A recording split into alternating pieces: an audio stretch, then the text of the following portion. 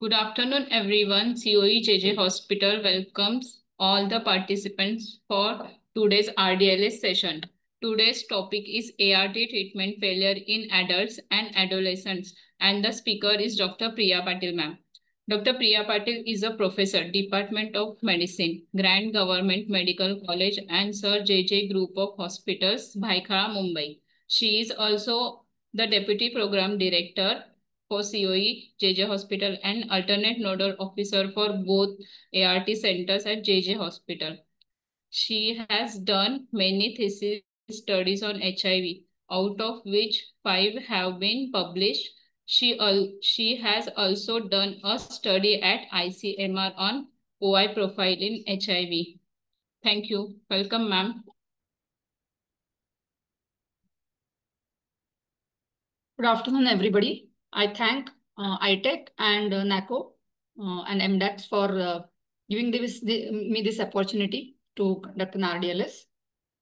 So coming to the today's topic, as already said, आजचा topic आहे ART treatment failure in adults and अडोलसन्ट्स.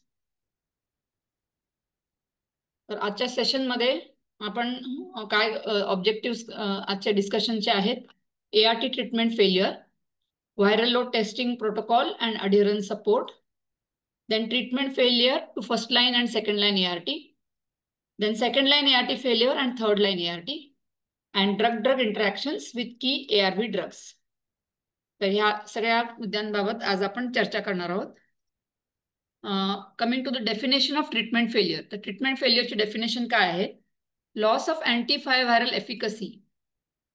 So treatment failure म्हणजेच antiviral efficacy is lost and which this triggers the switch of the entire first line regimen to the second line or beyond. Switch म्हणजे सगळेच drugs आपण change करतो. Suspected by immunological and or clinical indicators but needs the confirmation of unsuppressed viral load. आपण पेशंटला failure आहे हे कुठल्या कुठल्या गोष्टींवरनं आपल्याला समजतं. एक म्हणजे इम्युनॉलॉजिकल इंडिकेशन, म्हणजे CD4 कमी झालाय. तर इम्युनॉलॉजिकल फेल्युअरचं पण आपण डेफिनेशन बघणार आहोत आणि क्लिनिकल फेल्युअरचं पण डेफिनेशन बघणार आहोत. तर ह्या पॅरामीटर्सवरनं आपल्याला सस्पिशन येऊ शकतं की पेशंटला फेल्युअर आहे आणि it is confirmed by unsuppressed viral load. Before identifying treatment failure, certain factors like ART duration, new OI or IRIS, and treatment adherence must be considered. He line फार इम्पॉर्टंट आहे.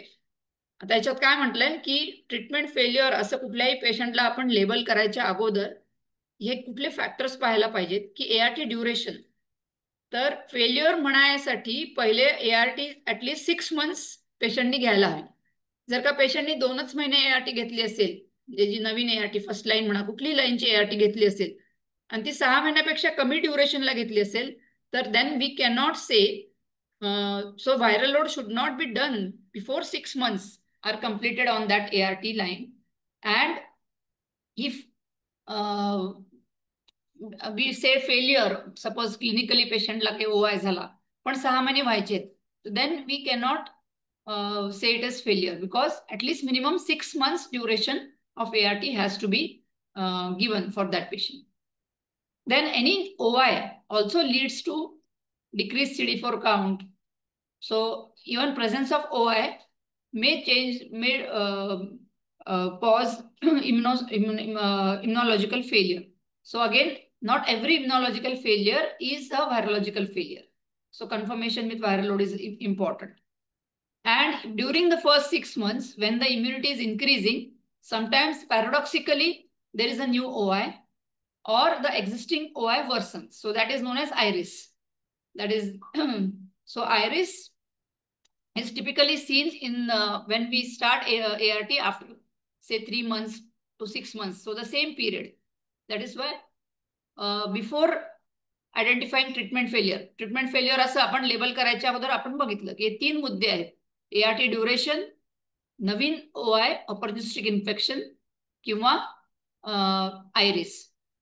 आणि ह्या सगळ्यांमध्ये चौथा सर्वात मोठा मुद्दा आहे की ट्रीटमेंट अडिअरन्स. आता ट्रीटमेंट अडिअरन्स समजा नसेल तर आपण पेशंटला व्हायरोलॉजिकल फेलियर म्हणून लेबल करूच शकत नाही. कारण पेशंट गोळ्या खात नसेल तर नॅचरली त्याचं व्हायरल लोड हायच येईल. आणि मी खूप वेळा बघते असे कितीतरी आपण RDLS घेतलेत, NDLS घेतलेत, आणि तरी अशा केसेस समोर येतच राहतात की पेशंट गोळ्या खात नसतो, पेशंट सांगतोय समोरून की मी गोळ्या खात नाहीये, तरी पेशंटला फेल्युअर असं लेवल करून 98% अढेरन्स असं सांगून सासेपला रेफरल पाठवलं जातं. आणि सासेपमध्ये समजा ते कन्फर्म नाही केलं त्यांनी अढेरन्स, कारण पुष्कळदा हे सासेप असतं किंवा डासेप असतं, त्याच्यात एवढं कधी कधी पर्टिक्युलर राहत नाही. आणि मग पेशंट पहिल्याच गोळ्या ओडी रेजिमेंटची गोळी, वन्स डेली रेजिमेंटची गोळी पेशंट खात नसतो, आणि मग आपण सेकंड लाईन सुरू करून देतो, त्याच्यात गोळ्या जास्त असतात आणि मग त्याही गोळ्या तो खात नाही, आणि मग परत फेल्युअर असं लेबल करून व्हायरल लोड हाय असं रिपीटेड रेफरन्स पाठवले जातात. तर जर का तुम्हाला माहिती आहे की पेशंटचं, ते आता ह्या पुढच्या मुद्द्यांमध्ये चर्चा करणार आहोत आपण, की सासे प्रेफरलसाठी अडिअरन्स जे आहे ते मोर दॅन 95% अपेक्षित आहे. पण तसं नसतानाही तुम्ही ऑन पेपर लिहून पाठवता की 98% अडेरन्स आहे, आणि जेव्हा फोन करतो आमचा काउन्सिलर तेव्हा लक्षात येतं की पेशंट गोळ्याच खात नाही. तर प्लीज हे सगळे मुद्दे खूप बेसिक आहेत पण फार इम्पॉर्टंट आहे. तर जर का पेशंट गोळ्या व्यवस्थित खात असतील, म्हणजेच ट्रीटमेंट अडेरन्स असेल, तरच आपण फेल्युअर कन्सिडर करू शकतो, नाहीतर नाही. आता डेफिनेशन काय ट्रीटमेंट फेलियरची? तर ट्रीटमेंट फेलियर आपण पाहिलं 3 पॅरामीटर्स आहेत. एक व्हायरॉलॉजिकल फेलियर. तर काय डेफिनेशन आहे व्हायरॉलॉजिकल फेलियरची? Viral load, plasma viral load more than 1000 copies per ml at or after 6 months of ART with more than 95% treatment adherence. तर पेशंटचं समजा अडेरन्स 80% आहे किंवा लेस देन 95% असेल, तर मग तिथे आपल्याला अडेरन्स काउन्सिलिंगची गरज आहे. आणि एक सेकंड EAC ते आपण बघणार आहोत, ते कसं ते अशा केसमध्ये सासेप रेफरल केव्हा पाठवायचं. पण व्हायरॉलॉजिकल फेलियरची डेफिनेशन आहे 95% अडेरन्स असेल आणि 6 महिने ART ला मिनिमम झाले असतील, त्याच्यावर जेव्हा viral load more than 1000 copy झालं तर आपण त्याला व्हायरॉलॉजिकल फेलियर म्हणतो. नाव इम्युनॉलॉजिकल फेलियर. इम्युनॉलॉजिकल फेलियर म्हणजे त्याचे 2 पॅरामीटर्स सांगितले तिथे. CD4 count 250 following clinical failure, म्हणजे एखाद्या पेशंटला क्लिनिकल फेल्युअर असेल आणि त्याच्यानंतर त्याचा CD4 काउंट हा 250 किंवा कमी असेल तर, किंवा परसिस्टंट CD4 काउंट बिलो 100. तर सगळे पेशंट जे समजा सतत CD4 सगळे 100च्या खाली असतील तर ते इम्युनॉलॉजिकल फेल्युअर आपण म्हटले जाईल. आणि तिसरं म्हणजे क्लिनिकल फेल्युअर. क्लिनिकल फेल्युअरची डेफिनेशन आहे new or recurrent clinical event indicating severe immunodeficiency. तर इव्हेंट म्हणजे काय? हे कुठलं तरी ऑपॉर्च्युनिस्टिक इन्फेक्शन असतं. कुठलं ऑपॉर्च्युनिस्टिक इन्फेक्शन असतं? तर WHO क्लिनिकल स्टेज 4 मध्ये जे OIs ची लिस्ट आहे, for example cryptococcal meningitis, CNS toxoplasmosis, primary CNS lymphoma, cryptosporidial diarrhoea, pneumocystis jirovecii pneumonia, हे सगळे जे आहेत ते क्लिनिकल स्टेज 4 कंडिशन्स आहेत. असे कुठलीही स्टेज 4 किंवा डिसेमिनेटेड TB, तर हे जर का पेशंटला झालं, हे नवीन क्लिनिकल इव्हेंट, जेव्हा patient after 6 months of ART, after 6 months of effective treatment म्हणजे ART व्यवस्थित खातोय पेशंट आणि तरी त्याला हे नवीन क्लिनिकल कुठलं तरी इन्फेक्शन बसलं, तर मग आपण त्याला क्लिनिकल फेल्युअर म्हणू. तर ह्या 3 आपण डेफिनेशन्स लक्षात ठेवायचे आहेत. Now coming to viral load testing. तर व्हायरल लोड टेस्टिंग इम्पॉर्टन्स काय आहे की plasma viral load is recommended as the preferred monitoring tool. तर आपण ART रिस्पॉन्ससाठी जे टूल्स आहेत त्याच्यात आपण बघतो की पेशंटचं वजन बघतो, समजा काही OI असतो तो आता कमी झालाय का, म्हणजे पेशंटचं वेलबिंग वाढलंय का, CD4 वाढलाय का, हे सगळे आपण बघतो. पण सगळ्यात अक्युरेट म्हणजे सगळ्यात अचूक जे इंडिकेटर आहे की पेशंटची ART त्याला व्यवस्थित लागू होते, म्हणजे टू असेस ART रिस्पॉन्स, ARTचा रिस्पॉन्स बघण्यासाठी सगळ्यात अचूक जी टेस्ट आहे. आणि आयडेंटिफाय आणि कन्फर्म ट्रीटमेंट फेलियर, म्हणजे ट्रीटमेंट फेलियर ह्याचं निदान करण्यासाठी पण सगळ्यात अचूक जे आहे ते व्हायरल लोड टेस्टिंग आहे. व्हायरल लोड चा पॅरामीटर हे म्हणून फार महत्वाचं आहे. पहिले जेव्हा व्हायरल लोड अवेलेबल नव्हतं प्रोग्राममध्ये तेव्हा आपण इम्युनॉलॉजिकल फेल्युअर, क्लिनिकल फेल्युअर बघायचो. पण आता आपल्याकडे हे सगळ्यात अचूक हे टेस्ट आपल्याकडे अवेलेबल आहे. तर ते आपण केव्हा करतो? First line PLHIV on first line ART वरचे जे पेशंट असतात त्यांचं आपण व्हायरल लोड 6 महिन्यांनी, पहिल्या 6 महिन्यानंतर, मग त्याच्यानंतर 12 महिन्यानंतर म्हणजेच 1 वर्षानंतर असं आपण आफ्टर ART इनिशिएशन करतो. आणि मग त्याच्यानंतर एकदा का ते सॅप्रस्ट असेल की मग आपण दरवर्षी म्हणजे अॅन्युअली वर्षाला एकदा करतो. हे क्लिअर आहे? फर्स्ट लाईन ART वरच्या पेशंटचं व्हायरल लोड आपण कधी करणार? ART सुरू झाल्यापासून पहिल्या 6 महिन्यानंतर, मग 12 महिन्यानंतर आणि मग वार्षिक म्हणजे वर्षातून एकदा अॅन्युअली. मग जे PLHIV सेकंड लाईन ART वर आहेत त्यांचं व्हायरल टेस्टिंग आपण कधी करतो? ते आपण every 6 months after initiation of second और थर्ड लाईन. तर सेकंड आणि थर्ड लाईन ARTच्या रुग्णांचे मात्र आपण दर 6 महिन्यांनी करतोय. फर्स्ट लाईनचं आपण 6 महिने, 12 महिने आणि मग वर्षातनं एकदा. पण सेकंड लाईन, थर्ड लाईनच्या रुग्णांचे एव्हरी 6 महिने म्हणजे दर 6 महिन्याला आपण करणार आहोत. त्याच्यानंतर PLHI ट्रान्झिशन म्हणजे काय? सबस्टिट्यूशन आहे किंवा स्विच आहे. सबस्टिट्यूशन याचा अर्थ काय की एकच ड्रग चेंज होतं, एकच. म्हणजे समजा झिडोडिन इंड्युस्ड अनिमिया आहे तर पेशंटला समजा झिडोडिन बेस्ड रेजिमेन चालू आहे आणि मग झिडोडिनचा अनिमिया असल्यामुळे आपण वेगळं रेजिमेन दिलं तर ते एकच झिडोडिन आपण सबस्टिट्यूट केलंय, त्याला आपण सबस्टिट्यूशन म्हणतो. आणि स्विच म्हणजे first line to second line सगळेच ड्रग्स चेंज होतात तर त्याला आपण स्विच म्हणतो. तर असे जे कोणी PLHIV जे ट्रान्झिशन झालेत, स्विच म्हणा किंवा सबस्टिट्यूशन, त्यांचं सगळ्यांचं आपण 6 महिने, 12 महिने आणि मग annually on first line. First line असेल तर 6 महिने, 12 महिन्यानंतर मग वार्षिक एकदा, आणि सेकंड लाईन किंवा थर्ड लाईनचे असतील तर मग दर 6 महिन्यांनी करणार. त्याच्यानंतर अजून एक इंडिकेशन काय व्हायरल लोड टेस्टिंगचं की ज्या गरोदर स्त्रिया असतात, PLHIV ज्या गरोदर स्त्रिया आहेत त्यांचं 32 to 36 वीक्स ऑफ प्रेग्नन्सी या दरम्यान 32व्या ते 36व्या आठवड्याच्या प्रेग्नन्सीच्या ड्युरेशनमध्ये तेव्हा आपण एक व्हायरल लोड करतो regardless of the duration of ART. मग ती ART त्या महिलेची भले इथे 3-4 महिने अगोदरच फक्त चालू झाली असेल तरी आपण इथे तिचं इथे ड्युरेशन ऑफ ART पाहत नाही. आपण मगाशी बघितलं की ड्युरेशन ऑफ ART ॲटलिस्ट 6 महिने पाहिजे, पण इथे हे एक्सेप्शन होऊ शकतं. इथे regardless of the duration of ART प्रत्येक PLHIV स्त्री जी गरोदर आहे तिचं आपण व्हायरल लोड 30 to 36च्या दरम्यान आपण करणार आहोत. कशासाठी आपण ते करतो? To determine the risk of HIV transmission to the baby. म्हणजे बाळाला HIVचा संसर्ग याचा रिस्क किती आहे होण्याची, संसर्ग होण्याची रिस्क किती आहे ते बघण्यासाठी आपण हे व्हायरल लोड करत असतो.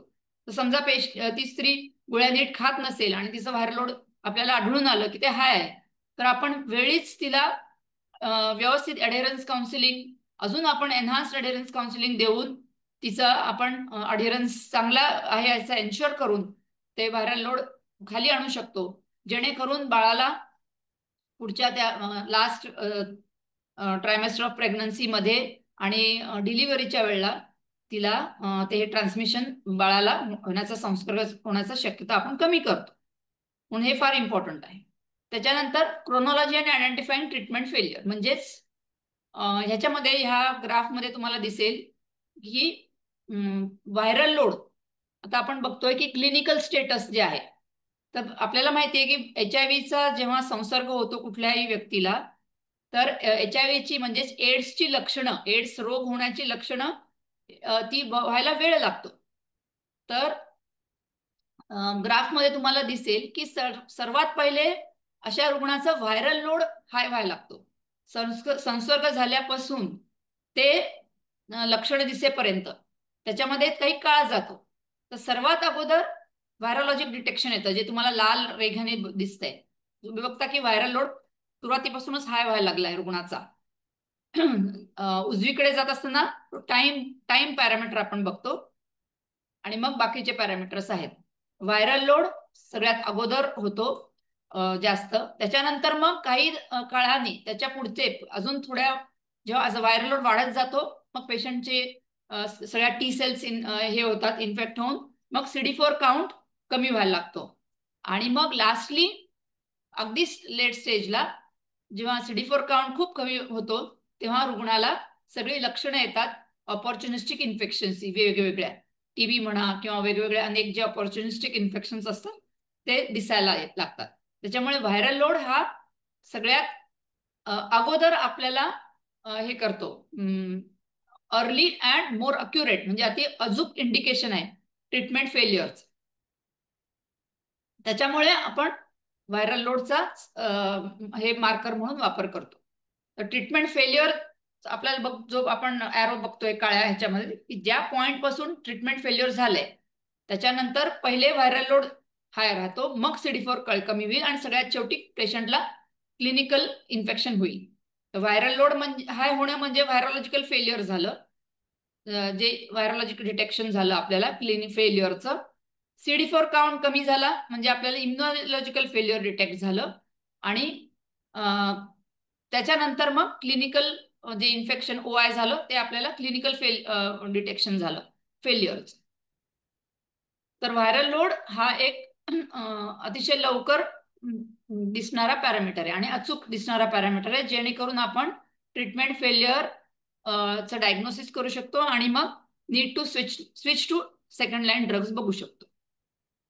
आणि ह्यानी काय मदत होते व्हायरल लोडने आपण जेव्हा पेशंटला काही सिम्पटम्स अजून चांगलेच आहे काही सिम्पटम्स आले नाहीत पेशंटचं CD4 अजून चांगलं आहे पण फक्त व्हायरल लोड वाढलाय ह्या स्टेजला आपण जर का ट्रीटमेंट फेल्युअर डिटेक्ट केलं तर आपण टाइमली स्विच करू आणि टाइमली स्विच केल्याने काय होईल की जे ड्रग रेजिस्टंट म्युटेशन्स जे असतात व्हायरसचे ते अक्युम्युलेट होत नाहीत आणि त्यामुळे पेशंटचा आउटकम क्लिनिकल आउटकम इम्प्रूव्ह होतं.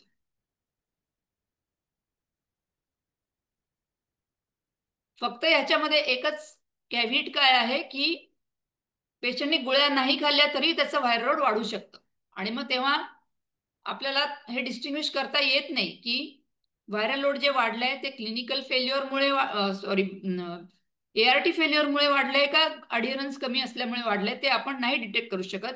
आणि म्हणूनच जेव्हा आपल्याला व्हायरोलॉजिकल फेल्युअर डायग्नोज करायचं असतं as a indicator of treatment failure म्हणजेच ड्रग रेजिस्टन्स असं जेव्हा निदान करायचं असतं त्यावेळेला आपल्याला खात्री पाहिजे की पेशंटचा अडिअरन्स मोर दॅन 95% आहे. तसं आपल्याला खात्री नसेल आणि पेशंटने गोळ्याच खाल्ल्या नसतील तर त्याच्यामुळे सुद्धा व्हायरल लोड वाढू शकतो. तर असं नाहीये की दरवेळेला जेव्हा व्हायरल लोड वाढतो तेव्हा ते फक्त ट्रीटमेंट फेल्युअर झालं. हे परत परत परत सारखंच का सांगावं लागतंय कारण परत परत परत आम्हाला त्याच प्रकारचे छापील रेफरल्स येतात आहेत की ज्याच्यामध्ये नुसतं ऑन पेपर लिहिलं जात आहे अडिअरन्स 95% आहे आणि प्रत्यक्षात जेव्हा आमचा काउन्सिलर फोन करून चेक करतो तेव्हा अडिअरन्स 95%च्या वरती नसतो इनफॅक्ट खूप कमी असतो आणि पेशंट गोळ्या विसरत असतो पेशंट कबूल करतो. तर हे होता कामा नये आणि त्याच्यामुळे काय होतं की सासेप मध्ये अनफॉर्च्युनेटली आता ई रेफरल होत झालंय कारण पेशंटला पण हे कन्व्हिनियंट होतं पेशंटला एवढा लांब सेंटर ऑफ एक्सलन्सला यावं लागत नाही हा त्याचा ऍडव्हान्टेज झाला. पण डिसएडव्हान्टेज हा होतोय की पेशंट प्रत्यक्षात न आल्यामुळे COEला खात्री नसते की जे रेफरल पाठवलं गेलं आहे ART सेंटर कडून ते त्यातला जो अडिअरन्सचा पॅरामीटर दिलेला आहे तो अचूक आहे की नाही. खूपदा अडिअरन्स पण लिहिलेलाच नसतो खूपदा अडिअरन्स मोर दॅन 95% असाच लिहिलेला असतो आणि काउन्सिलर त्याची खातरजमा करत नाहीत. म्हणून जे कोणी काउन्सिलर्स हे RDLS ऐकताय त्यांच्यासाठी हा इम्पॉर्टंट मेसेज आहे. आता परवाच माझ्याकडे अशी केस आली मी ART सेंटरचं नाव घेणार नाही पण आमच्या काउन्सिलरनी जेव्हा पेशंटला विचारलं गोळ्या खातोय का त्या पेशंटचा रेफरलमध्ये अडिअरन्स लिहिला होता 96% आणि जेव्हा काउन्सिलरने विचारलं तेव्हा आमच्या लक्षात आलं की गेल्या 1-2 महिन्यामध्ये त्यांनी 50 गोळ्या मिस केल्या होत्या. म्हणजे 3-4 म्हणजे रोज तो 3-4 गोळ्या खात नव्हता असं म्हणजे रोज म्हणजे 3-4 दिवस गोळ्याच खात नव्हता मग त्याच्यानंतर एक आठवडा आधी गोळ्या खात नव्हता असं टोटल त्यांनी 2 महिन्यांमध्ये 30 ते 50 गोळ्या खाल्ल्याच नाही, म्हणजे किती 50% सुद्धा अडेरन्स झाला नाही.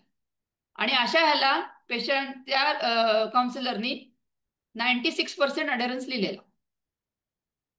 तर असं जर का असेल तर मग ई रेफरल तुमच्या पाठवण्यामध्येच काही अर्थ नाही. आणि त्याच्यामुळे सीओईला तुमचे जे फेल्युअरचे जे रेफरल असतात तिथे वेळ लागतोय. कारण ऑलरेडी आमचे ART सेंटरचे काउन्सिलर्स बर्डन्ड असतात. त्याच्यात प्रत्येक पेशंटला मोबाईल नंबर घेऊन फोन करणं, मग कधी मोबाईल नंबर लागत नाही आणि पेशंटशी बोलणं होत नाही आणि मग त्याच्यात जो डिले होतो. कारण नाहीतर माझं काम खूप सोपं आहे. तुमचं 95% मोर दॅन 95% अडेरन्स आलं तर मी त्याच्याला जबाबदार राहणार नाही. मी डायरेक्टली एक ART first line to second line किंवा second line to third line करू शकते. पण हा अनुभव असल्यामुळे की अडिअरन्स चुकीचे पाठवले जात आहेत म्हणून आम्ही एवढा खटाटोप करतोय. आणि त्याच्यात आमच्या खूपदा लक्षात आलंय की फेल्युअर नसतंय, ऍक्च्युली पेशंट गोळ्या खात नाही. आणि असे थर्ड लाईन फेल्युअर्सचे आम्ही किती resistance testing, genotypic resistance testing जेव्हा करतो तेव्हा त्याच्यात आढळून येतं की पेशंटला सगळ्या ड्रग्सची सेन्सिटिव्हिटी आहे, म्हणजे रेझिस्टन्स नसतोच. मग याचा सरळ अर्थ आहे, जेव्हा जिनोटायपिक रेझिस्टन्स टेस्टिंगचा रिपोर्ट आमच्या हातात आहे तेव्हा हे कळूनच येतं की पेशंट गोळ्या खात नाही आणि त्याच्यामुळे व्हायरल लोड जास्त आहे. तर इथे जे आहे हा फ्लो चार्ट आहे. आता हा फ्लो चार्ट किती वेळा दाखवला गेलाय, अनेक वेळा मी स्वतःच हे RDLS त्याच्या पुढे अनेक वेळा घेतलेत. पण तरी आता इथे बघा, इथे लिहिलंय की conduct viral load test at schedule duration. Schedule duration म्हणजे फर्स्ट लाईन नंतर 6 महिने, मग 12 महिने, मग अॅन्युअली असं आहे, किंवा सेकंड लाईन थर्ड लाईनला दर 6 महिने. आता तुम्ही त्या शेड्यूल ड्युरेशनच्या वेळेला व्हायरल लोड टेस्टिंग केली आणि त्याचा रिपोर्ट मोर दॅन 1000 कॉपीज पर आला, तर मग काय करायचं असतं? पुष्कळ काही ART सेंटर्स काय करतायत, एकच व्हायरल लोड रिपोर्ट हा आला तर त्याच्यानंतर EAC करायची असते, एनहान्स्ड अडेरन्स काउन्सिलिंग. ते बघा खाली, counsellor to provide EAC for 3 months, म्हणजेच हा EAC 1 असतो. तर काही काही सेंटर्स एका व्हायरल लोडवर सुद्धा रेफरल करतायत, म्हणजे त्यांना हा नायकोचा प्रोटोकॉलच माहित नाही. तर कृपा करून फक्त एका व्हायरल लोडवर सासेप रेफरल पाठवू नका. बघा तुम्ही की काउन्सिलर टू प्रोव्हाइड EAC 1. आता इथे बघा, EAC 1 नंतर adherence in last 3 months less than 95% किंवा मोर दॅन 95% असे दोन आहेत. तर EAC केल्यानंतर, म्हणजे पहिलं EAC केल्यानंतर इफ अडिअरन्स इज लेस दॅन 95%, तर मग काय करायचंय? तर तुम्ही प्लीज कृपा करून, समजा असं असेल तर सासेप रेफरल पाठवू नका. काय लिहिलंय नायको प्रोटोकॉलमध्ये? Provide enhanced adherence counselling EAC 2 to provide to patient for 3 months through a different counsellor. वेगळ्या काउन्सिलर कडनं आता परत EAC 2 हे द्यायचंय आपल्याला. आणि मग EAC 2 नंतर जर का व्हायरल लोड हाय आला, इरेस्पेक्टिव्ह ऑफ अडेरन्स, तिथे मात्र मग तुम्हाला सासेप रेफरल करायचंय. तर खूपदा ART सेंटर स्वतःच लिहित आहेत अडेरन्स लेस दॅन 80%, आणि तरी ते EAC 1 नंतर व्हायरल लोड हाय आला तरी पाठवतायत रेफरल. तिथे तुम्ही रेफरल पाठवायचं नाही, तिथे तुम्ही EAC 2 करायचंय आणि मग रेफरल पाठवायचंय.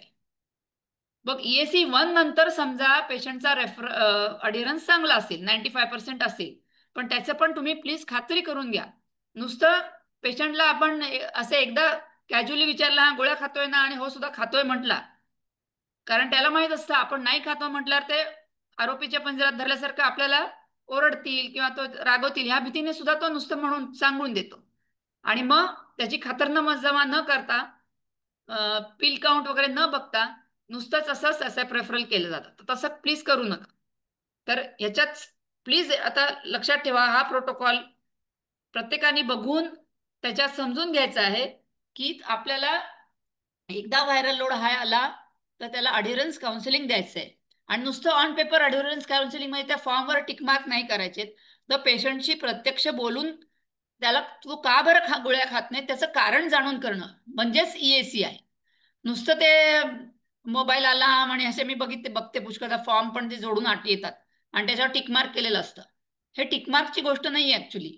याच्यात तुम्हाला पेशंटशी व्यवस्थित संवाद साधून त्याच्याकडनं काढून घ्यायचं की का बरं त्याला काय अडचण आहे गोळ्या खाण्यामध्ये, आणि त्या अडचणीचा जर का तुम्ही व्यवस्थित उपाय दिला तर मग त्याचा गोळ्या खाण्याचं अडिअरन्स वाढेल.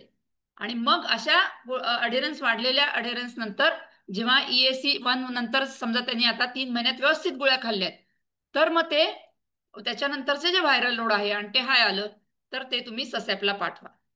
कारण सध्या असं होत आहे की कुठल्याच ART सेंटरच्या ह्या रेफरलवर आम्हाला विश्वास ठेवता येत नाही आणि त्याच्यामुळे खूप वेळ वाया जातो, ज्याच्यामध्ये पेशंटला फोन करून त्याचं ऍक्च्युअल अडेरन्स आहे की नाही हे बघून, आणि 80% वेळेला असं असतं की पेशंट गोळ्या नीट खात नाहीये आणि मग परत त्याला सांगावं लागतं की नीट गोळ्या खा. तर EAC 2च्या वेळेला समजा व्हायरल लोड हाय असेल तिथे मात्र तुम्ही ससॅप रेफरल करा, आणि EAC 2 नंतर समजा व्हायरल लोड सप्रेस झालं तर त्याला तेच रेजिमेन चालू ठेवायचं. हा स्टेप अप अडेरन्स काउन्सिलिंग फॉर्म आहे. तर हा फॉर्म सुद्धा आता फॉर्मॅलिटी सारखा भरला जातो, नुसते स्टिक मार्क केले जातात. ऍक्च्युली हा फॉर्म तुम्ही बघितला तर इतका व्यवस्थित आहे, याच्यामध्ये खूप सगळ्या गोष्टी आहेत, त्या नीट भरल्या तर ऍक्च्युली पेशंटचा अडेरन्स इम्प्रूव्ह व्हायला मदत होईल. त्याच्यामध्ये काय लिहिलंय पहिल्याच ह्याच्यात आहे की एकतर नेम ऑफ काउन्सिलर, म्हणजे जो काउन्सिलर ही अडेरन्स EAC देतोय त्याच एकाच काउन्सिलरनी 3 महिने देणं अपेक्षित आहे. असं नाही की पहिल्या महिन्यात एक ह्या काउन्सिलरने घेतलं मग दुसऱ्या महिन्यात वेगळाच काउन्सिलर, मग त्याला माहित नसतं.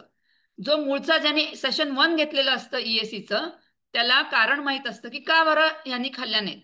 त्यामुळे पेशंट पुढच्या वेळेला त्याच्याकडे व्हिजिटला येतो तेव्हा तो विचारतो, आणि ते मागचं जे कारण आहे ते सॉर्ट आउट झालं असेल तर मग पेशंट सांगणार की हो आता मी गोळ्या खातोय. आणि तरी समजा म्हटला पेशंट की गोळ्या नीट खाल्ल्या नाहीत किंवा विसरला तर परत काय बॅरियर्स आहेत.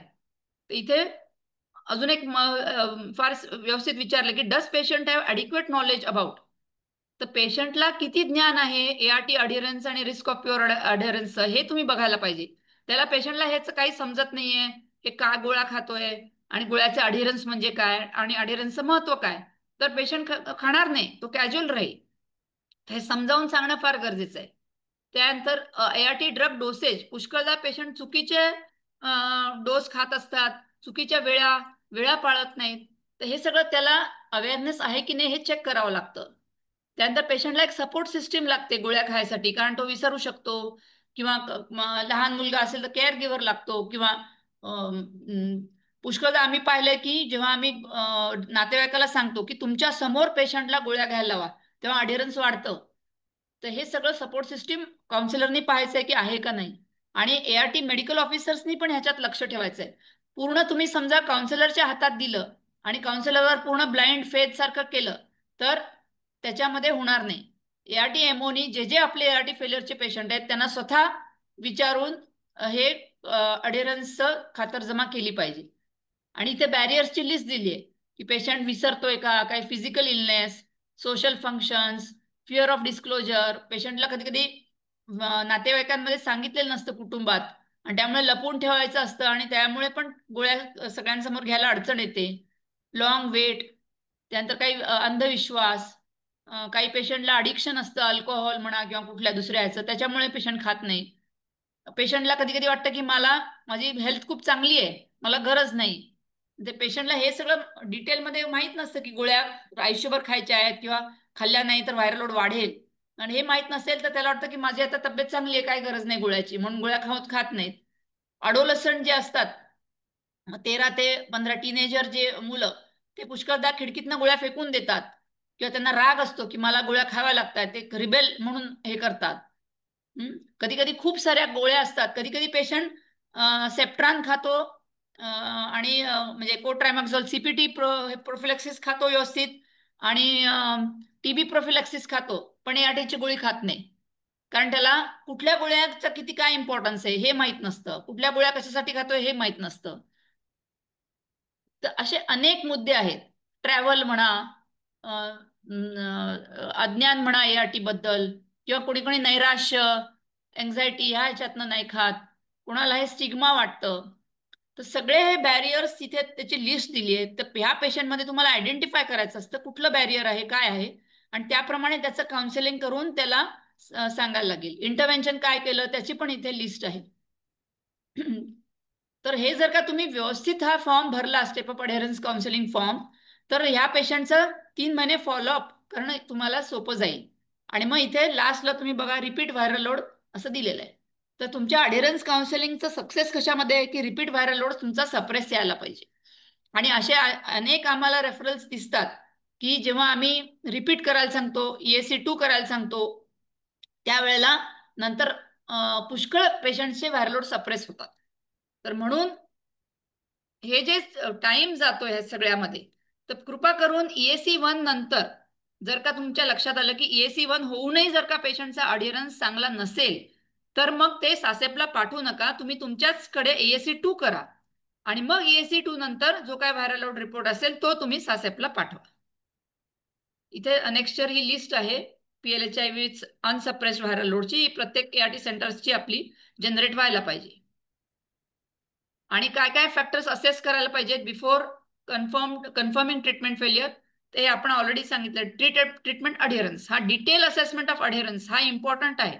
पण तरीही इतकं सगळं होऊ नये. अगदी कॅज्युअली पुष्कळसे ART सेंटर्स हे न खात्री करता नुसतंच लिहितात ऑन पेपर मोर दॅन 95%. आता आम्ही ठरवलेलं आहे की प्रत्येक ART सेंटरची अशी लिस्ट ठेवायची की जिथे ऍक्च्युअल अडिअरन्स मोर दॅन 95% नव्हता तरी ART सेंटरनी असा अडिअरन्स लिहिलेला आहे.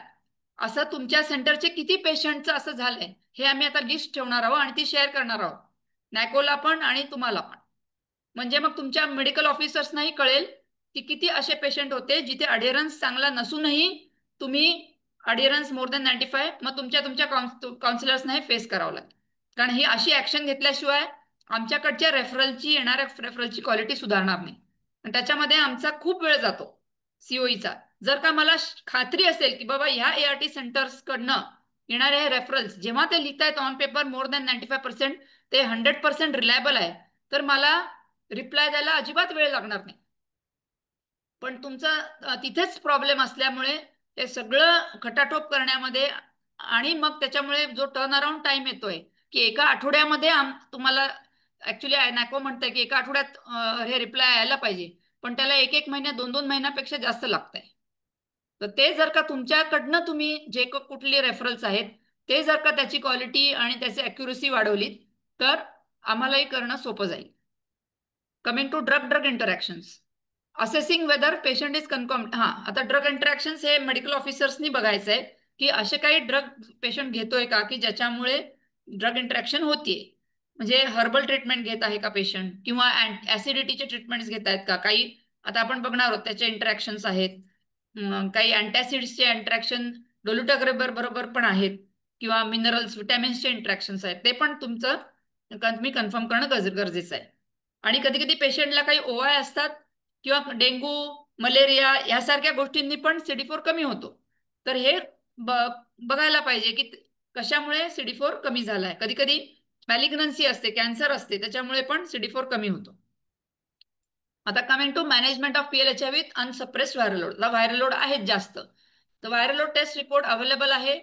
तर आपण लाईन लिस्ट जनरेट करतोय ऑन डेली बेसिस. ही लिस्ट आपण काउन्सिलर जो डिलिव्हरी पॅक सर्व्हिसेस जो हे करतोय काउन्सिलरकडे ही लिस्ट असायला पाहिजे, जेणेकरून तो काउन्सिलर टेलिफोनिकली त्या पेशंटकडे फॉलोअप करेल आणि त्याला ART सेंटरला बोलवेल आणि ESC करेल. तर हे काउन्सिलरचं महत्वाचं काम आहे की intensive support to improve treatment adherence. काउन्सिलरनी किती व्यवस्थित ते ESC केले त्याच्यावर अवलंबून असतं की पेशंटचा व्हायरल लोड सप्रेस होईल की नाही. तो मिनिमम ऑफ 3 सेशन्स ऍटलिस्ट, म्हणजे 1 मंथ अपार्ट असे 3 सेशन्स लागणार आहेत for step up adherence counselling. आणि जसं आपण मगाशी म्हटलं की it is preferred that all counselling sections are taken by the same counsellor. Same काउन्सिलरनी सगळे सेशन्स घ्यायचे आहेत, म्हणजे कन्सिस्टन्सी राहते, कंटिन्युटी राहते आणि proper documentation of issue resolution. तर प्रत्येक ART सेंटरच्या मेडिकल ऑफिसरनी हा एक प्रोटोकॉल एस्टॅब्लिश करायचा आपापल्या ART सेंटरमध्ये की ESC कोण करतंय. की एखादा काउन्सिलर ESC मध्ये एक्सपर्ट असतो, मग त्याला पहिलं ESC1 त्याच्याकडे द्यायला पाहिजे, आणि मग ESC1 नंतर जर का इम्प्रूव्ह नाही झालं तर मग वेगळ्या काउन्सिलरकडे ती केस द्यायला पाहिजे. आणि पहिले 3 महिने त्या जो काउन्सिलरनी ESC घेतलं त्याच्याचकडे पेशंट गेला पाहिजे. तर हे सगळं जर का तुम्ही प्रोटोकॉल एस्टॅब्लिश केला तुमच्या ART सेंटरसाठी तर हे हॅफॅझार्डली होणार नाही. नाहीतर आम्ही बघतो की अक्षरशः पेशंट गोळ्या खात नसतो, 2-2 आठवडे 3-3 आठवडे गोळ्या खाल्लेल्या नसतात, तरी व्हायरल लोड तो ठीक आहे, आपल्याला त्या शेड्यूल ह्याच्यामध्ये करावाच लागतो. पण ऍटलिस्ट EAC करताना आपल्याला कळतं की पेशंट गोळ्या खातो की नाही, आणि मग तरी आपलं जी ड्युटी आहे की बाबा व्यवस्थित गोळ्या खा आणि मग व्हायरल लोड बघायचा, ते झालं नाही तर मग पेशंटला फर्स्ट लाईन तुम्ही फेल्युअर असं लेबल केलं, खोटंच अडेरन्स दाखवून, आणि त्याच्या गोळ्याही आम्ही चेंज करू, सेकंड लाईन पण देऊ, पण जो पेशंट एकच गोळी आहे TLD1 ओडी डोस नीट खात नाहीये, तर तो सेकंड लाईनचा झडेल ATVR, झडेल त्याच्यात BD आहे ATVR आहे, कसं खाणार ते तुम्ही बघा. एक गोळी जो वन्स डेली ओडीला कंप्लायंट नाही, अडेरंट नाहीये, तर तेव्हा पिल लोड वाढलं आता, आणि मग CD4 मग कमी झाला, गोळ्या खाल्ल्या नाही CD4 कमी झाला, मग CPT प्रोफिलॅक्सिसची सेप्ट्रानची गोळी येते, त्याच्यात मग कधी कधी IPTच्या गोळ्या येतात, मग हे असं झालं, त्यात पेशंटला समजा काही गोळ्या बसतात तर त्याच्या गोळ्या येतात, तर एवढं सगळं पिल बर्डन असेल तर पेशंट गोळ्या नीट खाणार नाही. तर त्याच्यामध्ये तुम्हाला थोडंसं इन्व्हेस्ट करावं लागणार आहे, टाइम इन्व्हेस्ट करावं लागणार आहे EAC मध्ये. आणि हे कधी करायचं आहे की पेशंट जेव्हा त्याचं मेडिकेशन घ्यायसाठी येतोय त्यावेळेला EAC1 द्यायचं आपल्याला, आणि रेडी रेकनर सगळा फॉर्म आहे, त्याच्यात सगळी कारणं पण दिली आहेत, तुम्हाला फक्त बघायचं यातलं कुठलं कारण आहे आणि त्याप्रमाणे पेशंटला काउन्सिलिंग द्यायचं आहे. समजा मल्टीमंथ डिस्पेन्सिंग असेल आणि पेशंट येऊ नाही शकला, तर मग टेलिफोनिकली हे करायचंय, EACचे तिन्ही सेशन्स टेलिफोनिकली करायचे, आणि अशा ह्या स्टेपअप काउन्सिलिंगच्या दरम्यान पेशंटचा जो हे असतो, नवरा किंवा बायको स्पाऊस असतो, त्याला आणि चिल्ड्रेन यांना पण फॅसिलिटेट करायचं आहे. त्याच्यानंतर रिपीट व्हायरल लोड टेस्टिंग जे आहे अलॉंग विथ अदर लॅब, तर ॲडिरन्स समजा आता मोर दॅन 95% आलाय, त्याच्यानंतर तिन्ही कॉन्झिक्युटिव्ह महिन्यांमध्ये मोर दॅन 95% अडेरन्स असेल तर EAC2 मध्ये, तर मग आपण रिपीट व्हायरल लोड टेस्टिंग करणार आहोत. If adherence is less than 95% during EAC1, आता बघा हे ते मगाशी सांगितलं ते परत सांगते, EAC1च्या दरम्यान जर का अडेरन्स लेस देन 95% असेल तर EAC should be repeated by another counsellor, दुसऱ्या काउन्सिलरनी EAC2 करायची, आणि मग EAC2च्या 3 महिन्यानंतर इरेस्पेक्टिव्ह ऑफ अडेरन्स त्यावेळेला व्हायरल लोड करून तो पेशंट सासेपला रेफरल करायचा असेल. EACच्या 1च्या नंतर 3 महिन्यानंतर तुमच्या लक्षात आलं की पेशंटचा अडेरन्स नाहीये, अजूनही कमीच आहे, तर तुम्ही प्लीज कृपा करून ससेपला असा रेफरल पाठवू नका, ससेप रेफरल करायची घाई करू नका. EAC1 नंतरचे ह्यापुढे माझ्याकडे जे जे ससेप रेफरल येतील, EAC1च्या नंतर तुम्ही पाठवलंय आणि लक्षात आलं आम्हाला की EAC1च्या 3 महिन्यात जर का अडेरन्स लेस देन 95% असेल, तर मी लाल अक्षरात ते मी नोंद करणार आहे आता माझ्याकडे, आणि मग ती लिस्ट बनवून तुम्हाला आणि नॅकोला मी पाठवणार आहे की तुमच्याकडनं किती असे रेफरल झालेत EAC1 नंतर जे पेशंट अडेरंट नव्हते. अशी प्रत्येक ART सेंटर वाईज आता लिस्ट बनवायचं मी ठरवलंय ह्या RDLS नंतर. Though all efforts should be made, all efforts to be made to do the baseline investigation. Baseline जे लॅब इन्व्हेस्टिगेशन आहेत ते आयडियली तुम्ही जेव्हा स्विच साठी रेफरल करता त्यावेळेला हे सगळे रिपीट होऊन ते पाठवायचे असतात, तर पुष्कळदा ते पाठवत नाही. आता जेव्हा पेशंटला TLD वर फेल्युअर आहे, सगळं कन्फर्म झालंय की पेशंटचं अडेरन्स आहे, आणि मला आता झेडल ATVR ही जी सेकंड लाईनची रेजिमेंट द्यायची, तर मला बेसलाईन पेशंटचं हिमोग्लोबिन पाहणं गरजेचं असतं, पण तुमचं हिमोग्लोबिनच समजा आलं नाही, तर मग आम्ही सेकंड लाईनचा डिसिजन कसा घेणार? मग परत लिहावं लागतं की kindly send CBC, HBsAg, HCV सगळं ते परत मला रेफरल पाठवावं लागतं. मग ते रेफरल तुमच्याकडे पोहोचून तुम्ही तो बघून ते सगळे टेस्ट करून परत 1 महिना त्याच्यात जातो. जर का तुमचं रेफरल पूर्ण नसेल, अधूर असेल, तर तुम्हाला रिप्लाय यायला पण वेळ लागतो. फक्त काय आहे की समजा पेशंटचं CD4 खूप कमी आहे आणि आपल्याला अर्जंटली स्विच करायचं असेल, तर मग लॅब इन्व्हेस्टिगेशनसाठी न थांबता त्यावेळेला तुम्ही प्रॉम्प्टली रेफरल करा. आणि जेव्हा सासेप कडनं रेकमेंडेशन येतं तेव्हा लवकरात लवकर त्या रेकमेंडेशन येतं तेव्हा लवकरात लवकर त्या रेकमेंडेशन प्रमाणे तुम्ही चेंज करा न्यू रेजिमेन. आता हे सासेपचं तुम्हाला सगळ्यांना माहिती आहे स्ट्रक्चर. एक सेंटर ऑफ एक्सेलन्सचं सासेप असतं आणि ॲडल्टसाठी ॲडल्ट सीओई असतात आणि लहान मुलांसाठी पिडियाट्रिक सीओई असतात. या सीओई सेंटर ऑफ एक्सलन्स मध्ये प्रोग्राम डायरेक्टर असतात जे सासेप बघतात आणि एखादा अजून ART एक्सपर्ट असू शकतो, कधी नसतोही. बाकी जॉईंट डायरेक्टर, रिजनल कोऑर्डिनेटर हे असले तर असतात किंवा नसतात. पिडियाट्रिशियन असतात जे PCOE चे असतात. आणि ART प्लस सेंटरच्या सासेप मध्ये नोडल ऑफिसर जे ART प्लसचे असतात ते बघतात सासेप. आणि बाकीचे एक्सपर्ट्स ART एक्सपर्ट किंवा कोणी रिप्रेझेंटेटिव्ह बाकीचे असले तर असतात. तर पेशंटला ससेप्टला कधी पाठवायचं? सस्पेक्टेड ARV ट्रीटमेंट फेल्युअर असेल तर, किंवा फक्त फेल्युअरचे पेशंट ससेप्टला पाठवायचे असं नाही.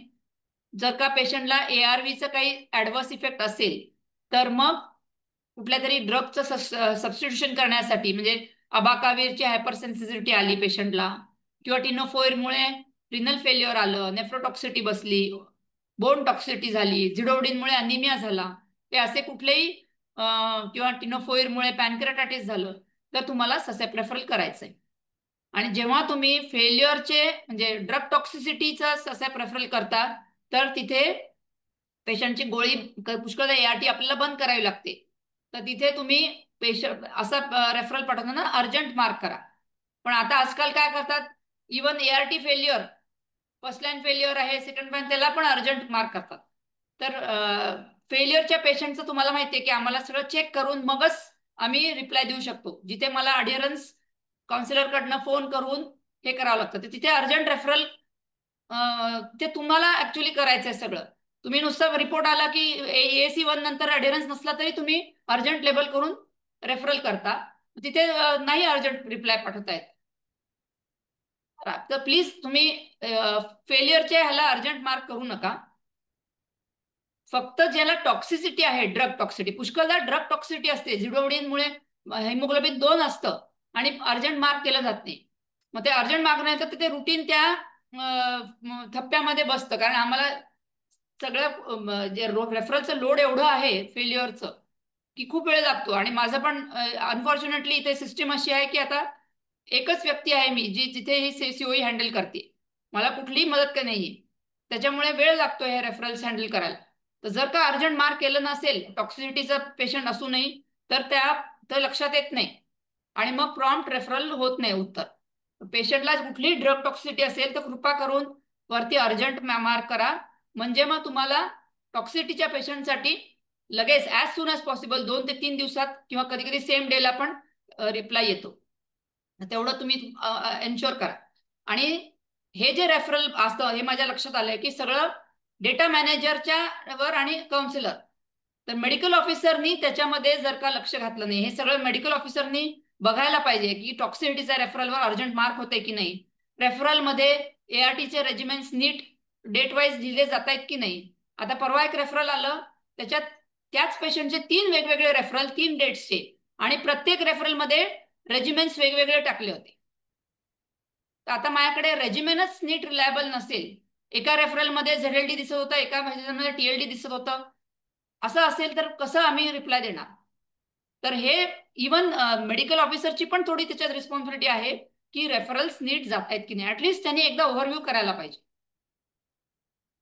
ड्रग रिलेटेड कॉम्प्लिकेशन किंवा सिव्हिअर OIचे आहेत मॅनेजमेंट, ते पण तुम्ही जे ART सेंटरमध्ये एखादा कॉम्प्लिकेटेड OI आहे ते तुम्ही रेफरल करू शकता. किंवा प्रायव्हेटमध्ये एका पेशंटला खूप असं रेजिमेंट चालू आहे, जे आपल्याकडे तिथे ड्रग्स नाहीयेत, त्याचं पण तुम्ही ससेपला पाठवू शकता. तर मेकॅनिझम अँड मॉडॅलिटीज तर तुम्हाला सगळ्यांना माहिती आहे. आता ऍक्च्युअल ससेप होत नाहीये, तर आपण ससेप करतोय. तर त्याच्यामध्ये तुम्ही जे काय तुमची रिस्पॉन्सिबिलिटी आहे की सगळे ट्रीटमेंट डिटेल्स अक्युरेटली द्यावेत. रेजिमेंट जेव्हा चेंज झालेले असतात तर तिथे कॉलम मध्ये रिझन अपेक्षित असतं.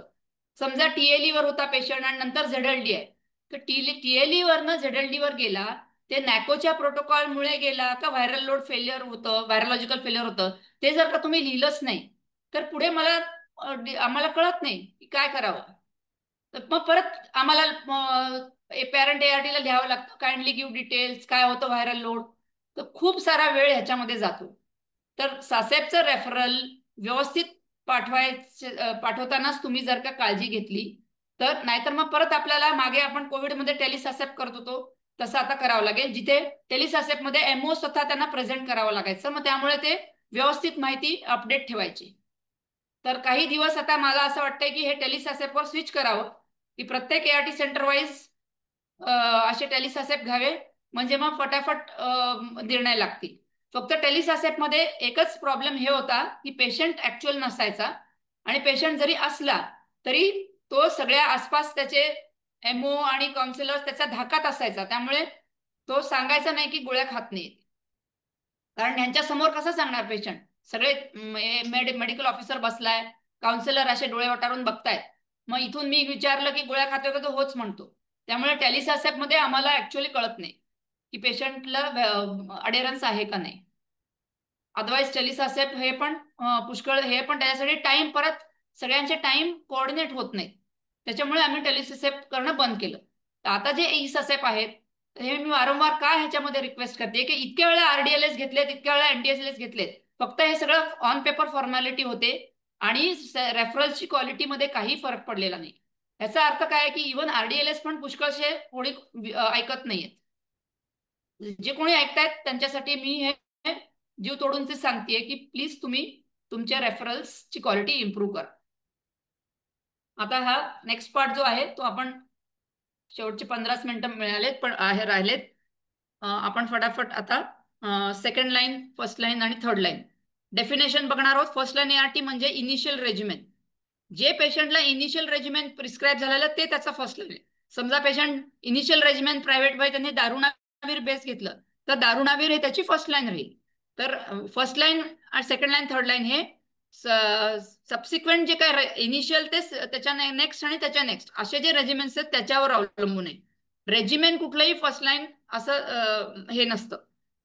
पेशंटला जे इनिशियल रेजिमेंट मिळालं ते त्याचं फर्स्ट लाईन झालं.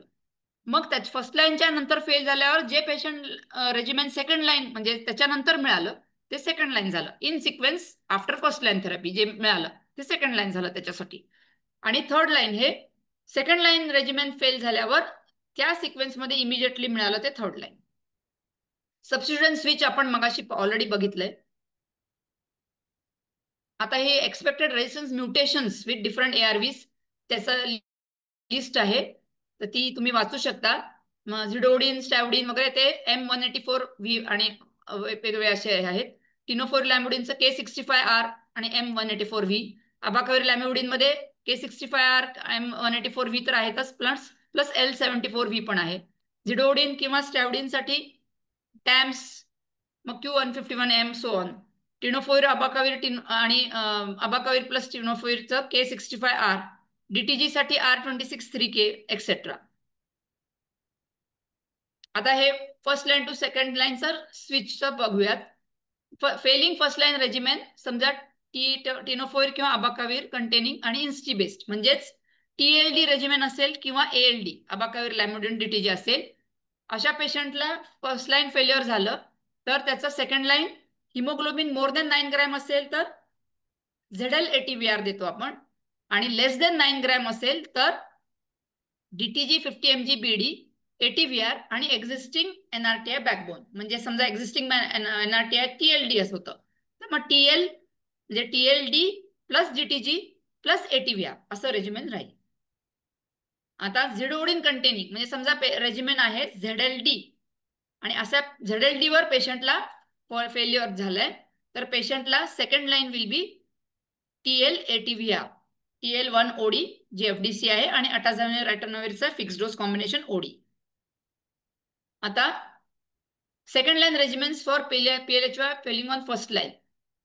तर हे आता काही पेशंट TLE वर होते अगोदर किंवा प्रायव्हेट मध्ये असं असेल तर हे सगळ्याच रेजिमेंट्सचं आता आपण बघणार आहोत.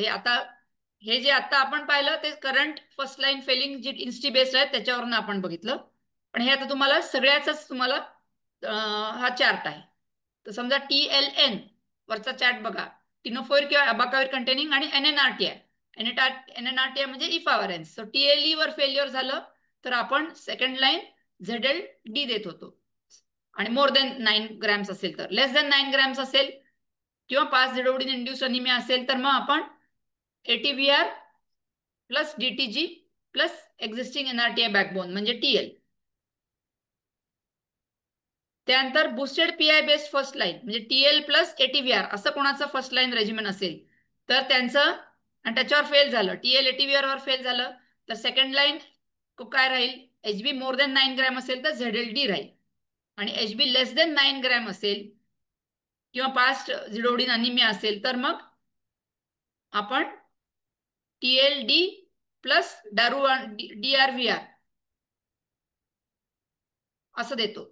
म्हणजे TL ATVR वर फेल झालाय तर मग आपण एक्झिस्टिंग NRTI बोन म्हणजे NR बॅकबोन म्हणजे TL, हे बॅकबोन आहे TL. सो TLD ही एक गोळी प्लस डारुनावीर रॅटोनावीर असं राहील ते. मग झिडोडिन कंटेनिंग असेल, झिडोडिन ZL NNRTI किंवा PI बेस्ड फर्स्ट लाईन असेल म्हणजे ZLE असेल पहिले किंवा ZL ATVR असेल, अशा पेशंटला फेल्युअर झालं तर second line will be TLD. आणि if patient has contraindication to tenofovir म्हणजे पेशंटचा क्रिएटिन ऑलरेडी हाय असेल तर आपल्याला अबाकाविर बेस द्यायचा आहे ALD. आता मल्टी NRTI एक्सपोज पेशंट असेल with NNRTI based first line, अशा पेशंटला सेकंड लाईन रेजिमेन आहे ATVR plus DTG plus existing NRTI backbone, किंवा PI based first line ART आणि patient was multi NRTI expose, अशा पेशंटला darunavir ritonavir plus DTG OD plus existing NRTI backbone. आता any patient PLHIV co-infected with TB on rifampicin treatment receives BD dose of DTG until 2 weeks completion after the completion of anti-TB. तर anti-TB ट्रीटमेंटची completion डेटच्या नंतर 2 weeks सुद्धा आपण DTG BD dose continue ठेवतो, कारण तेवढं रिफॅम्पिसिनच्या जे enzyme activation असतं ते तिथपर्यंत राहतं. So till 2 weeks after the AKT is completed we give DTG as BD dose आणि subsequently OD doses to be continued.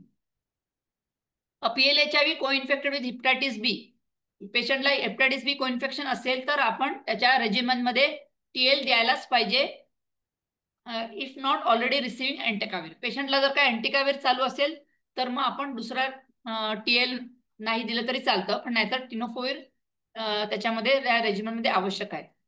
त्यानंतर HIV2 और HIV1 and 2 इन्फेक्शन किंवा प्रेग्नंट वुमेन आणि टॉक्सिसिटी टू ATVR अशा केसेसमध्ये आपण लोपिनाविर देतो इन्स्टेड ऑफ अटाझनाविर. आणि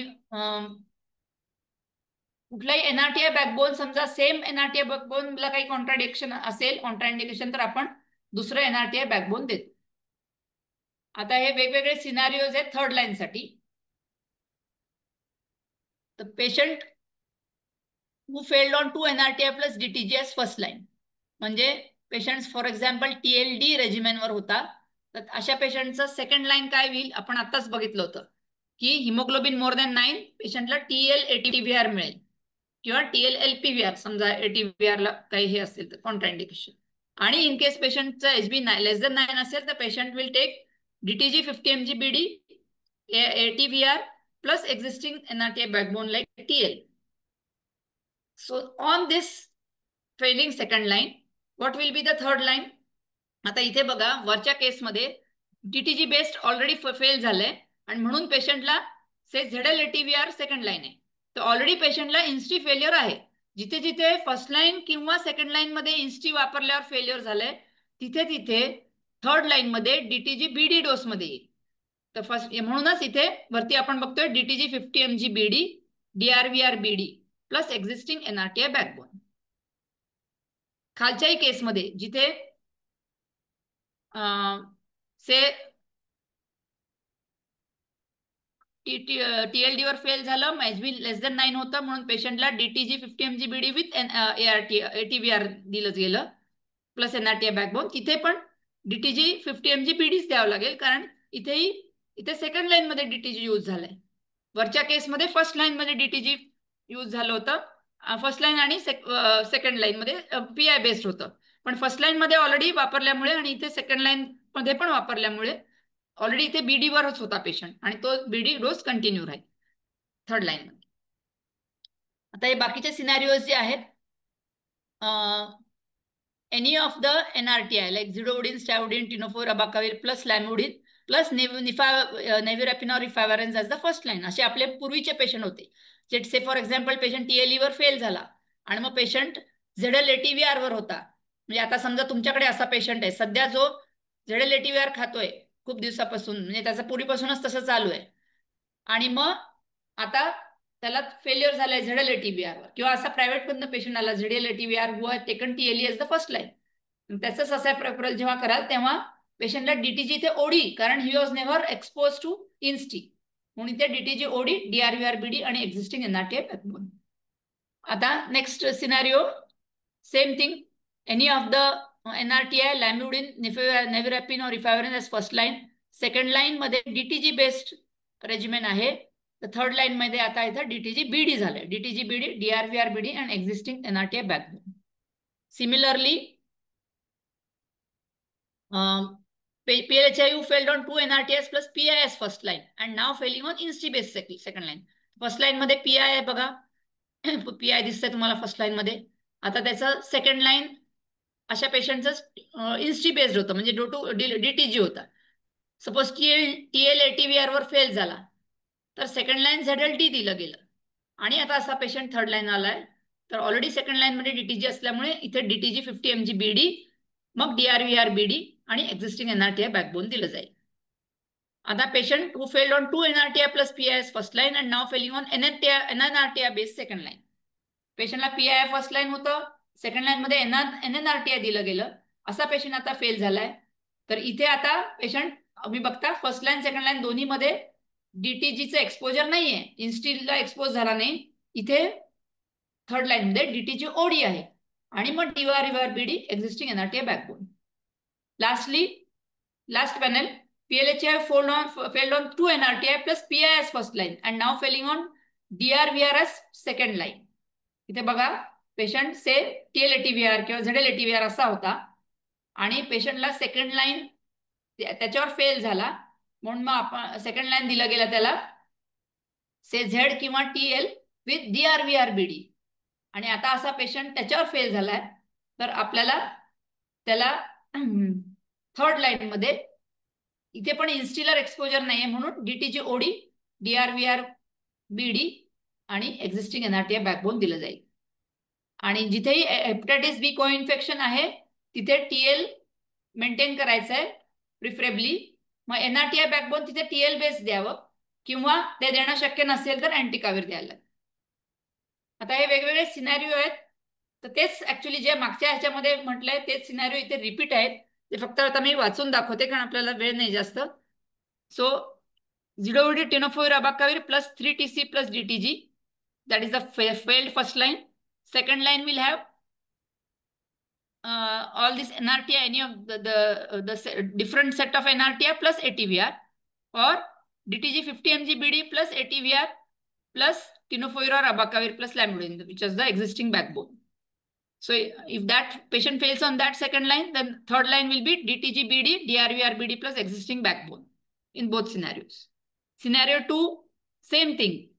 इथे नेव्हिरॅपिन और इफाविरिन बेस्ड फर्स्ट लाईन आहे, त्याच्यावर फेल झाल्यावर PI बेस्ड सेकंड लाईन झाली. थर्ड लाईन मध्ये here we are having DTG OD. बाकी it is same DRVR BD and NRTI backbone. Third scenario, efavirenz based first line, second line was INSTI based. So for example, TLE, patient was on TLE, failed on ZLD. So third line will be DTG BD, DRVR BD plus existing NRTI backbone, that is ZL. So ZL BD, DTG BD, DRVR BD, that is the thing. Scenario 4, PI based. So say TLATVR, patient was first line was TLATVR, the second line will be ZLD, third line will be ZLBD, DTG BD, DRVR BD. Scenario 5, say patient again PI based, TL plus ATVR, he's failed on TL plus ATVR, and second line was ZLE, Now the third line will be DTG OD, DRVR BD existing NRTA backbone. Scenario 6. First line ATVR or LPVR based. Second line was darunavir ritonavir based. Third line will be DTG OD and DRVR BD existing NRTA backbone. So that is the sequence. NASEP, all of you all know. Monitoring of patients on second line. Every 6 months we have to monitor. I'll just take 5 minutes more. Viral load algorithm should be followed with the based on the result. And patients with unsuppressed viral load त्यांना enhanced ESC करायचंच आहे. आणि मग repeat viral load ESCच्या नंतर good अढेरन्स achieve झाल्यावर पाठवायचा आहे. Poor अढेरन्स और मेजर ओ आयडेंटिफाय झाले की तर steps to improve adherence has to be taken. पेशंटचं मॉनिटरिंग करायचं आहे आणि मग सब इम्प्रूव्हमेंट नाही झालं तर ACOE किंवा ART प्लसला पाठवायचं आहे. मॉनिटरिंगचा हा चार्ट आहे.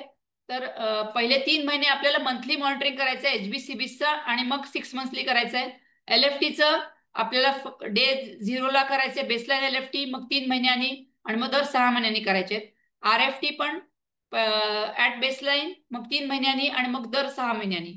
तर हे व्हाईट कार्ड मध्ये याच्या नोंदी पाहिजेत तुम्ही केलेल्या आहेत, कारण हे नुसतं ऑन पेपर प्रोटोकॉल राहतो आणि मग वर्ष RFTच केलं नाही आणि मग एकदम पेशंट डायरेक्टली क्रिएटिनिन 5-6 घेऊन येतो.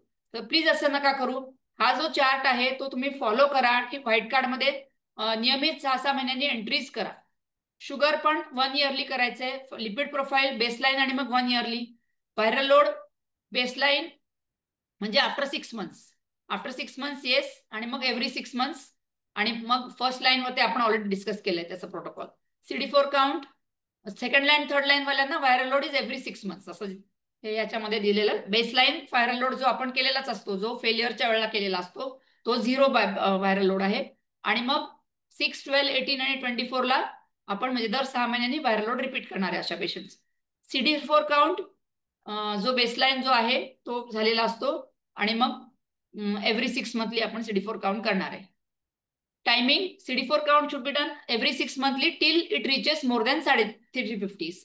350च्या वरती गेल्यावर आणि प्लाझ्मा व्हायरल लोड सप्रेस असेल तर मग आपण CD4 करत नाही. पण जर का क्लिनिशियनला ट्रीटिंग डॉक्टरला काही समजा जरुरी वाटली कुठलं OI आहे तर त्यावेळेला आपण CD4 किंवा व्हायरल लोड जरूर तेव्हा करू शकतो. आणि रिस्टार्ट कधी करायचं मग CD4 मॉनिटरिंग जेव्हा पेशंटला व्हायरोलॉजिकल फेलियर सस्पेक्टेड आहे त्यावेळेला मग आपण रिस्टार्ट करायचंय मॉनिटरिंग CD4चं. HIV TB को इन्फेक्शन पेशंट जेव्हा DTG बेस्डवर असतो तेव्हा आपण ते बघितले की DTGचा BD डोस द्यायचा आहे until 2 weeks after completion of AKT. AKT 2 complete झाल्यानंतर 2 वीक आपण DTG BD डोस मध्ये कंटिन्यू ठेवणार आहोत. तर आता रेजिमेन जे PI बेस्ड रेजिमेन आहेत म्हणजे सेकंड लाईन समजा पेशंटला ZLATVR असेल आणि पेशंटला TB आहे किंवा थर्ड लाईनवर पेशंट आहे PI दारुनावीर रायटोनावीर असेल तर तिथे आपल्याला रिफॅब्युटिन द्यायचं आहे आयडियली. पण रिफॅब्युटिन अजूनही दुर्दैवाने अवेलेबल नाही आहे. जे कोऑर्डिनेशन आता होत नाही अजूनही. तर कुठल्याही सेंटरला अजून रिफॅब्युटिन अवेलेबल नाहीये. तर इथे आपल्याला whenever rifabutin is not available levofloxacin use करायचं आहे instead of rifampicin with PI based regimen. तर म्हणूनच इट इज व्हेरी इम्पॉर्टंट की तुम्ही हे COEला जेव्हा सॅसेप रेफरल पाठवता त्यावेळेला क्लिअर कट मेन्शन करायचं की पेशंटला AKT आहे का नाही. नाहीतर third line regimen second line regimen लिहिलं सासेप मध्ये, कारण रेफरल असल्यामुळे माहित नसतं पेशंटला TB आहे ऍक्टिव्हली AKT घेतलंय आणि ते इन्फॉर्म करायचं मिस झालं तर मी ड्रग इंट्रॅक्शन होऊ शकेल. तर म्हणून तुम्ही जर का कळवलं तर त्याप्रमाणे मग लिओफ्लॉक्सिसिन बेस्ड AKTचा तुम्हाला ऍडवाइस मिळेल. आता साईड इफेक्ट्स जे आहेत ते जस्ट ब्रीफ मध्ये टिनोफोइलचा बोन टॉक्सिसिटी, नेफ्रोटॉक्सिसिटी आणि पॅनक्रेटायटिस हे इम्पॉर्टंट आहेत. डोलुटाग्रेव्हिरचं CNS टॉक्सिसिटी होऊ शकते, इन्सोमनिया म्हणजे झोप येत नाही, हेडेक, पेशंटला नैराश्य किंवा आत्महत्याचे विचार येऊ शकतात. हे सायकॅट्रिक जर का साईड इफेक्ट असेल तर त्याचा रेफरल करायला लागेल सायकॅट्रिस्टला आणि ससेपला चेंज करायला. वेट गेन खूप होऊ शकतं, हिपॅटोटॉक्सिटी DTGचे होऊ शकतं. पण जेव्हा तुम्ही DTG हिपॅटोटॉक्सिटी म्हणून रेफरल करत असता त्यावेळेला प्लीज बाकीचे कॉजेस रूल आउट करा. Hepatitis B, hepatitis C rule out करा. आता परवाच एक रेफरल होतं ज्याच्यामध्ये DTG हिपॅटोटॉक्सिटी म्हणून रेफरल होतं पण पेशंटचा HCV पॉझिटिव्ह होतं आणि HCV मुळे पेशंटला हिपॅटायटिस होतं. तर ते आपण पाहायला पाहिजे, बाकीचे कॉजेस रूल आउट करायचे. डिटिजलला हायपर इन्सेन्सिटिव्ह म्हणजे रॅश पण येऊ शकते. अटाझानावीरचं मेन आहे हायपर बिलिरुबिनिया, म्हणजे बिलिरुबिन वाढतं पण ओटीपीटी नॉर्मल असेल तर आपण अटाझानावीर कंटिन्यू करू शकतो. लोपिनावीरचा साईड इफेक्ट म्हणजे डायरिया असतो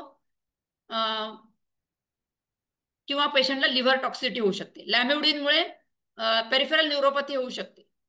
दारुणावीरला सल्फा कंपोनंट असतो त्याच्यामुळे एसजे स्टीव्हन जॉन्सन सिंड्रोम किंवा सिव्हिअर सल्फासारखी रिॲक्शन येऊ शकते. तर हे आपण लक्षात ठेवायला पाहिजे. त्यानंतर हिपॅरोटॉक्सिटी होऊ शकते किंवा फॅट माल डिस्ट्रीब्युशन. अटाझानावीर इंड्युस्ड पेशंटला जर का हायपर बिलिरुबिनिया असेल तर जेव्हा एसजीपीटी ओटी हे 5 to 10 times more than upper limit of normal म्हणजे ग्रेड 3 किंवा more than 10 times upper limit grade 4 toxicity झाली तरच आपण ते रेजिमेंट चेंज करतो. जर का ओटीपीडी नॉर्मल असतील तर तुम्ही पेशंटला काउन्सिल करायचंय आणि जॉन्डिस असेल तरी पेशंटला आपण तेच रेजिमेंट चालू ठेवू शकतो. हे चाइल्ड स्कोर आहे. प्रत्येक पेशंट ज्याला जॉन्डिस असतो त्याला आपण हा चाइल्ड स्कोरिंग करून त्याची ग्रेड ऑफ सिव्हिरिटी बघू शकतो आणि एन्सेफलोपॅथीचे पण ग्रेडिंग करू शकतो. आणि मग चाइल्ड क्लासिफिकेशन मध्ये त्या पॉइंट्स प्रमाणे आपल्याला बघायचं की एबीसी मध्ये आहे का. आणि जे लोपिनावीर आहे ते फक्त काय क्लास ए मध्येच देऊ शकतो आपण. डीटीजीचं आपण मगाशी बघितलं खूप सारे इंटरॅक्शन असू शकतात मल्टीव्हिटॅमिन, तर त्याच्यामध्ये गॅप पाहिजे ऍटलीस्ट 2 तास if it is taken before or at least 6 hours after taking DTG असे सप्लिमेंट्स द्यायचे. रिफॅम्पिसिन आपण ऑलरेडी मेन्शन केलंय. कार्बामॅझेपिन एपिलेप्सीसाठी असेल तर डीटीजीचे कॉन्सन्ट्रेशन कमी होऊ शकतात, तर तिथे पण इन्क्रीज डीटीजीचा डोस आपण 50 mg बीडी करायला लागणार आहे. मेटफॉर्मिनची इम्पॉर्टंट इंटरॅक्शन आहे की मॅक्झिमम डोस आपण मेटफॉर्मिनच्या जेव्हा डीटीजी असतं तेव्हा 1 ग्रॅम पेक्षा आपण वाढवणार नाही. जेव्हा पीआय चालू असतात तेव्हा आपण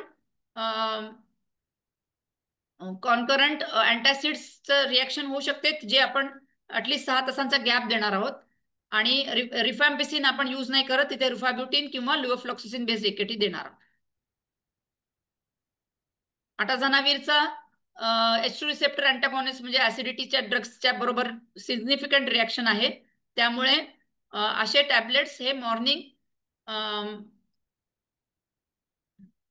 8 AM ला द्यायचे आणि मग अटाझानावीर आपण इव्हनिंग मध्ये 8 PM ला द्यायचंय, म्हणजे 12 तासाचा गॅप करणार आहोत ऍसिडिटीच्या ड्रग्स बरोबर. शेवटी की points, viral load as the preferred tool, हे जे प्रिफर्ड टूल आहे for monitoring PLHI ART over immunological आणि clinical monitoring.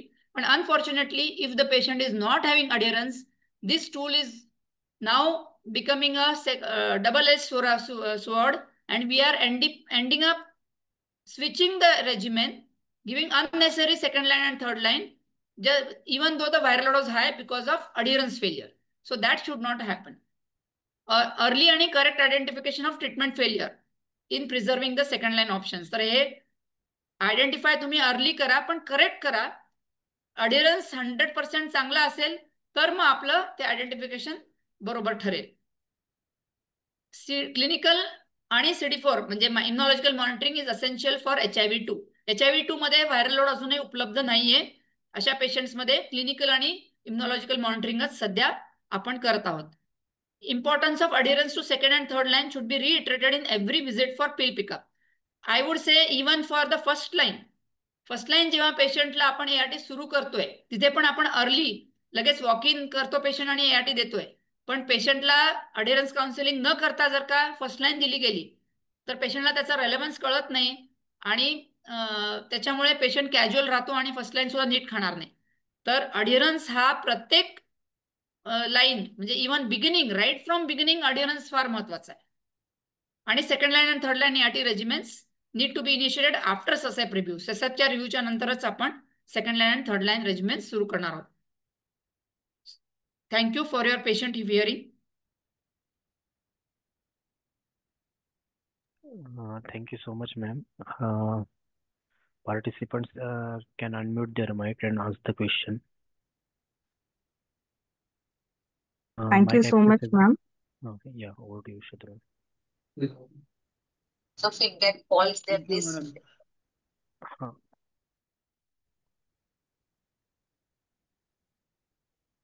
that. Ma'am, no question in the chat box. Any questions from the participants? Kiran sir, please confirm if mic access has been Yes, given. yes, it is given. Any questions? Participants can now unmute and ask questions.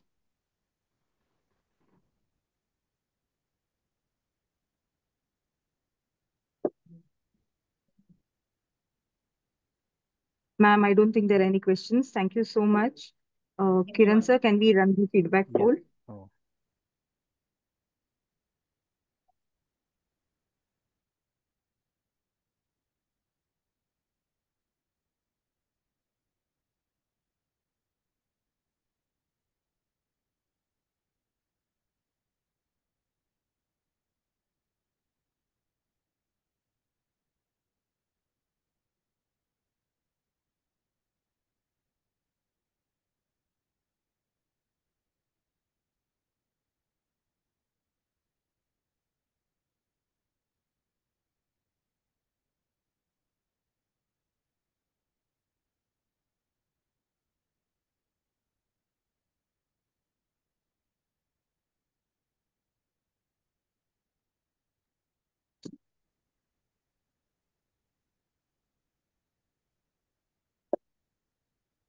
Kiran sir, we can end the feedback poll.